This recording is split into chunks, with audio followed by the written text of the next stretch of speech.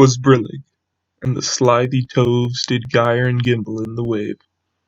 All mimsy were the borogoves, and the mome raths outgrabe.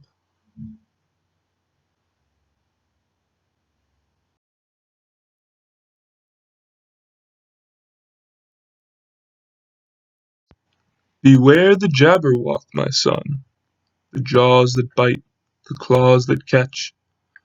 Beware the Jubjub bird, and shun the frumious Bandersnatch.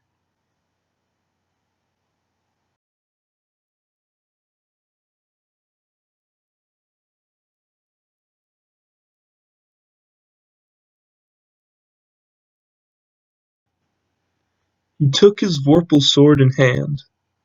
Long time the manxome foe he sought. So rested he by the Tumtum tree, and stood awhile in thought. And, as in uffish thought he stood, the Jabberwock with eyes of flame came whiffling through the togy wood, and burbled as it came. 1, 2, 1, 2, and through the vorpal blade went snicker snack. He left it dead, and with its head he went galumphing back.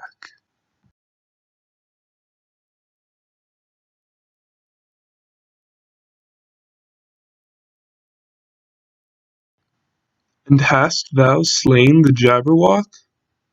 Come to my arms, my beamish boy, O frabjous day, Callooh Callay, he chortled in his joy.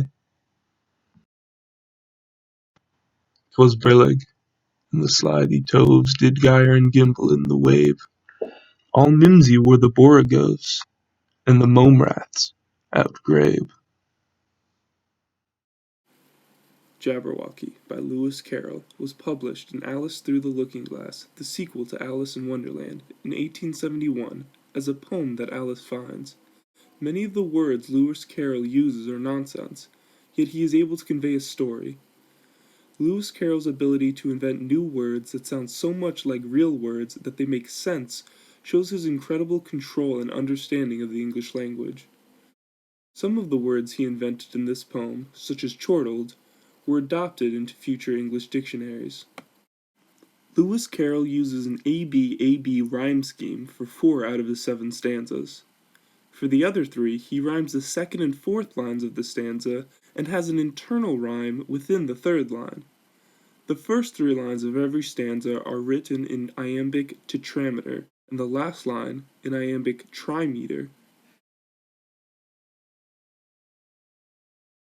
The story Lewis Carroll tells in Jabberwocky is the classic hero's arc. Our unnamed main character sets out on a quest to kill his manxome foe. He defeats this enemy and comes home a hero. Then the poem ends with the same stanza it began. With the use of very few real words, the first and last stanza of the poem are able to paint a picture of nature. They describe fictional creatures doing fictional actions in a fictional forest. The lives of these creatures were unchanged by our hero's actions. Despite the Jabberwocky's death, the slithy toves still gyre and gimble in the wave.